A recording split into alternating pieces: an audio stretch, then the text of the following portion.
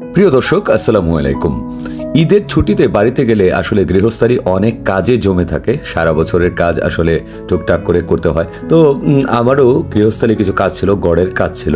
তো গড়ের কাজের জন্য বাঁশটা খুবই প্রয়োজনীয়, তাই বাঁশ ঝাড়ে গেলাম। এই যে ঝাড়টা দেখতে পাচ্ছেন, এটা সম্পূর্ণ আব্বার লাগানো, আব্বার স্মৃতি বিজড়িত একটা বাঁশের ঝাড়, অনেক বড়ই।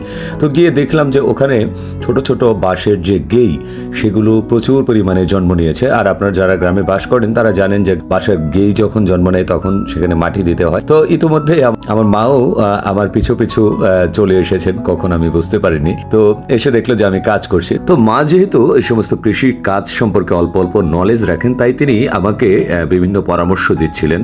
গাছ বাঁশের যে গেইগুলো বা নতুন কুড়িগুলো জন্ম নিয়েছে, সেগুলোর কোন জায়গাতে আসলে মাটিগুলো সঠিকভাবে ফেলতে হবে।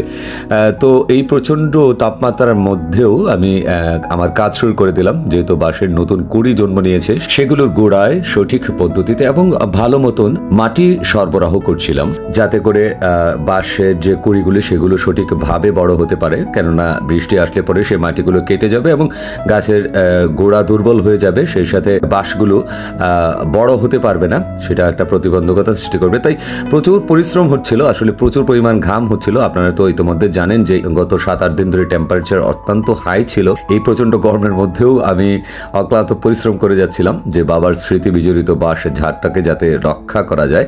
তো একের পর এক কূপের মাধ্যমে মাটি আমি গাছের গরুগুলিতে দিচ্ছি এবং সেগুলোকে ভালো করে গোড়াতে বসে দিচ্ছিলাম কোদাল দিয়ে, যাতে ভালো করে বসে যায় এবং বৃষ্টিতে সে মাটিগুলো কেটে না যায়। একটা সময় কিন্তু বাঁশ ঝাড় ভর্তি প্রচুর পরিমাণে বাঁশ ছিল, কিন্তু আমরা বাড়িতে থাকি না, তাই যে যার মতো করে নিজের মনে করে বাঁশ ঝাড় থেকে কেটে নিয়ে যায়। যেহেতু বাড়িতে থাকি না, তাই কাউকে কিছু বলতেও পারি না, ধরতেও পারি না কাউকে। আর ও প্রান্ত থেকে আমার মা কিন্তু ইনস্ট্রাকশন দিচ্ছিলেন বিভিন্ন ভাবে যে এইভাবে করে, এইভাবে করলে ভালো হবে, ওভাবে করলে ভালো হবে। তো তারপর চলে গেলাম, যেহেতু বাঁশের প্রয়োজন আমার, তো পুরো বাঁশ ঝাড় চষে বেড়াচ্ছি একটা ভালো বাঁশের জন্য। তো এই যে ফাইনালি আমি যে মাটিগুলো গাছের গোড়াতে দিলাম, অর্থাৎ যে নতুন কুড়িগুলো জন্ম নিয়েছে, সেই কুড়িগুলোর গোড়ায় গোড়ায় আমি মাটি দিয়ে দিলাম। দেখতে পাচ্ছেন খুব চমৎকার ভাবে কিন্তু আমি মাটিগুলো প্রতিটা বাঁশের কুড়ির গোড়ায় গোড়ায় সেট করে দিলাম। তারপর শুরু হলো আমার বাঁশ কাটার পালা। একটা শক্তপোক্ত এবং বেশ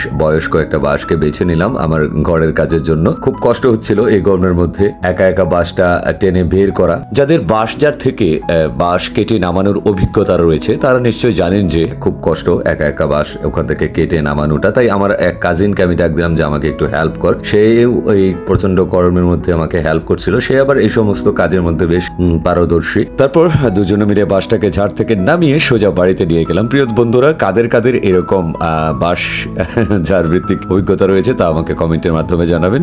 আর ভিডিওটি ভালো লাগলে অবশ্যই একটি লাইক কমেন্টের মাধ্যমে আমাকে উৎসাহিত করবেন।